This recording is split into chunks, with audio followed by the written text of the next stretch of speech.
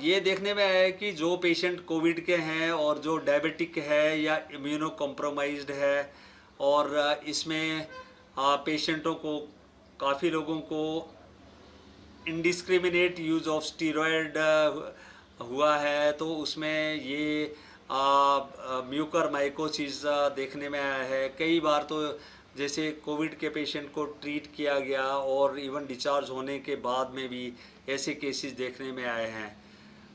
ये जो पेशेंट होते हैं, इसमें क्या होता है कि एक तो नेजल ब्लॉकेड हो जाती है, नाक बंद हो जाता है, नाक से डिस्चार्ज भी आता है, और बिट की और आई की भी स्वेलिंग आती है, और कई बार दो दो भी दिखते हैं, डिप्लोपिया जिसको कहते हैं हम।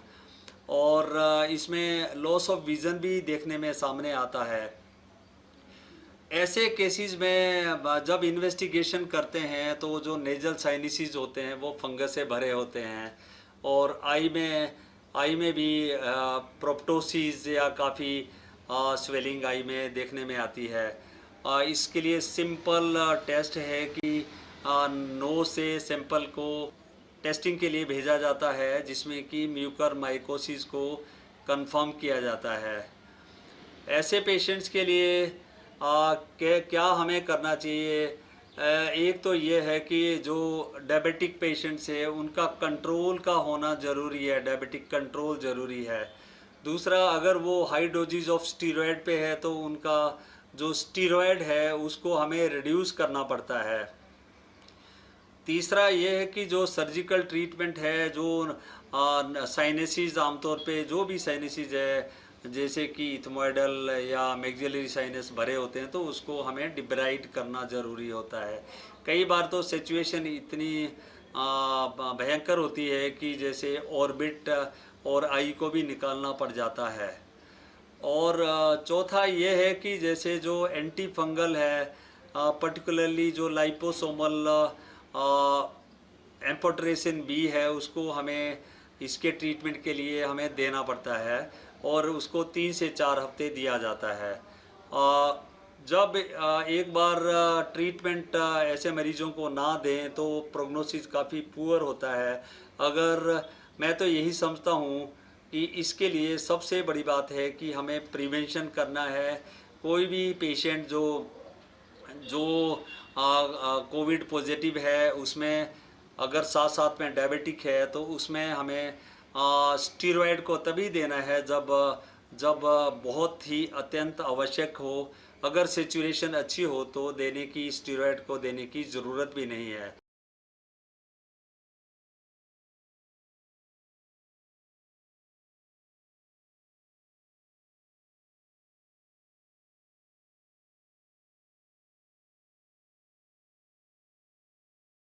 हमने केंद्र सरकार को भी लिख के बताया है। केंद्र से हमने और वैक्सीन मांगी है। जैसे ही हमें और वैक्सीन मिलेगी, हम फिर से ये सेंटर शुरू कर देंगे।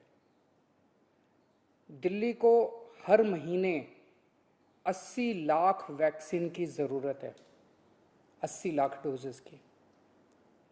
इसके मुकाबले मई में हमें केवल 16 लाख वैक्सीन मिली, और जून के महीने के लिए केंद्र ने दिल्ली का कोटा और भी कम कर दिया है। केंद्र सरकार से हमें जो चिट्ठी आई है कि जून में हमें केवल 8 लाख वैक्सीन दी जाएगी। मई में 16 लाख दी थी, जून में 8 लाख देंगे। अभी तक हम दिल्ली में टोटल 50 लाख वैक्सीन लगा चुके हैं, और दिल्ली के सभी एडल्ट्स को वैक्सीन लगाने के लिए हमें 2.5 करोड़ और वैक्सीन चाहिए। अगर इसी रफ्तार से दिल्ली के एडल्ट्स, अगर इसी रफ्तार से हम चले, 8 लाख वैक्सीन हर महीने मिली, तो दिल्ली के एडल्ट्स को ही वैक्सीन लगाने में 30 महीने लग जाएंगे, 30 महीने से भी ज़्यादा। तब तक तो न जाने कितनी और कोरोना की लहरें आएंगी, न जाने कितने और लोगों की मौत हो जाएगी।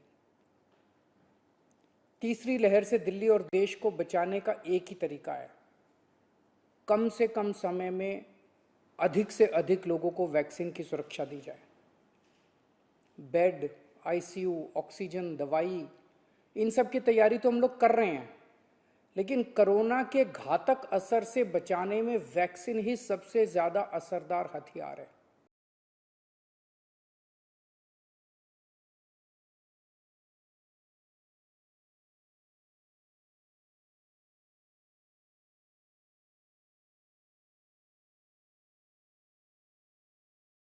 Those people, those are not treated with COVID, they will not get affected by the COVID at all, so they should not get worried, because what happens, in the first wave the disease was not there.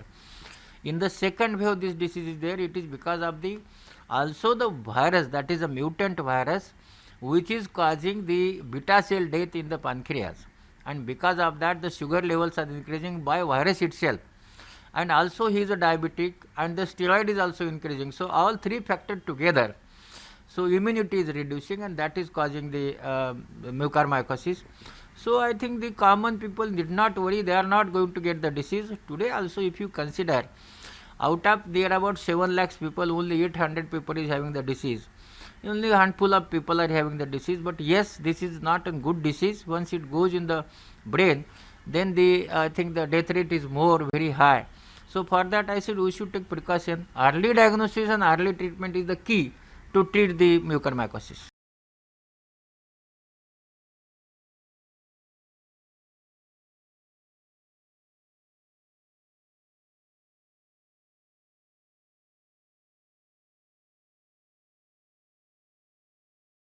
हम लोगों ने अभी 18 plus की vaccine के कार्यक्रम को 1 मई से प्रारंभ किया, और इसके बाद हम लोगों ने जब पहले चरण में 9 जनपद में, फिर इसको बढ़ा करके 18 जनपदों तक हम लोगों ने पहुंचाया, फिर 23 जनपदों तक हम लेकर के गए।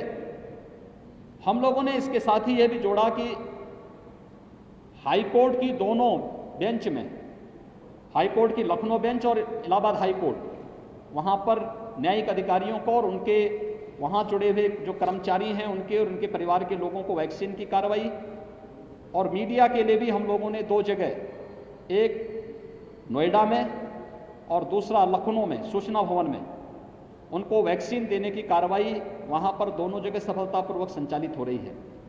सरकार का अगला कदम है कि हर एक जनपद में हम न्यायिक अधिकारियों को और मीडिया को भी वैक्सीन देने के लिए अलग सेंटर उनके लिए बनाएंगे। जहां न्यायिक अधिकारी रहते हैं वहां पर हम लोग उनके लिए, जहां observation waiting area, observation area होगी या उनकी डिस्पेंसरी होगी, वहां पर उस प्रकार की सुविधा क्रिएट करके ये सुविधा वहां पर उपलब्ध वैक्सीनेशन की कार्रवाई को जोड़ेंगे।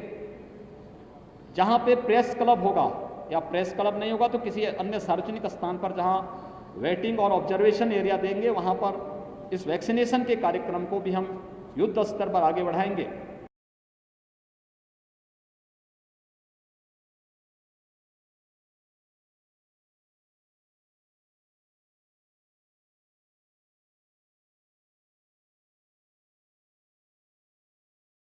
कुछ लोग इंडियन वेरिएंट कहते थे, ये तो इंडियन कोरोना कह रहे हैं। और उन्होंने आगे कहा, यहां रुके नहीं, उन्होंने कहा हमारी पहचान मेरा भारत कोविड। इस तरह का आज उनका बयान घूम रहा है और उसका आज तक, अभी तक कोई उन्होंने इनकार नहीं किया है। ये जो वाक्य है कि भारत की पहचान मेरा भारत कोविड, ये भारत का अपमान है। और ऐसे ही अनेक बयान कांग्रेस नेता दे रहे। अनेक नेताओं ने कहा ये इंडियन वेरिएंट है, जब वर्ल्ड हेल्थ ऑर्गेनाइजेशन ने साफ किया कि किसी देश का नाम नहीं दिया है किसी वेरिएंट को। सोनिया गांधी जी ने आज चिट्ठी लिखी है मोदी जी को कि ब्लैक फंगस के दवाओं का भारत सरकार पहले ही सक्रिय होकर दुनिया से भी मंगाए, और उससे ज़्यादा आज कितने वैक्सीन हर स्टेट को दे रहे हैं, 9,000 लगभग पेशेंट है, तो उनको सफिशिएंट वैक्सीन पहुंचा दिए जा रहे हैं। पहले भी जब कोवैक्सीन वैक्सीन का आगाज हुआ, शोध हुआ भारत में, तो उसमें आशंकाएं पैदा की, उसको बीजेपी वैक्सीन कहा गया। अब ये नया शगुफा, सबसे ज्यादा अच्छा कारगर तो कोवैक्सीन साबित हुआ, लोगों ने ले लिया। तो अब इन्होंने एक नया शगुफा छोड़ा है कि ट्रैवल बैन, आएगा कोवैक्सीन के, क्योंकि वो दुनिया के सूची में नहीं है। जहाँ तक मेरी जानकारी है वो प्रक्रिया चल रही है, लेकिन वर्ल्ड हेल्थ ऑर्गेनाइजेशन ने ऐसा कोई निर्णय ही नहीं लिया है। वर्ल्ड हेल्थ ऑर्गेनाइजेशन ने ऐसा निर्णय ही नहीं लिया है। तो ये कांग्रेस के बयान क्या कहते हैं?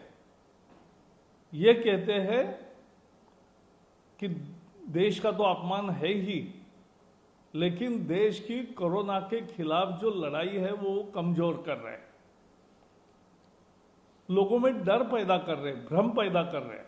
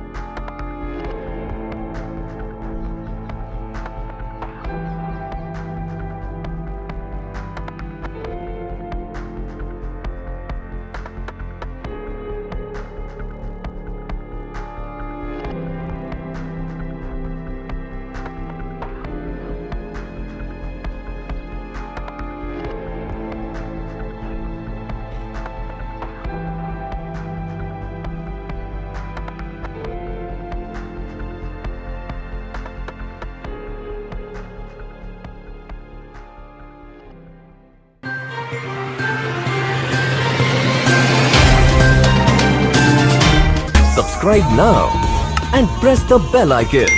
Never miss an update.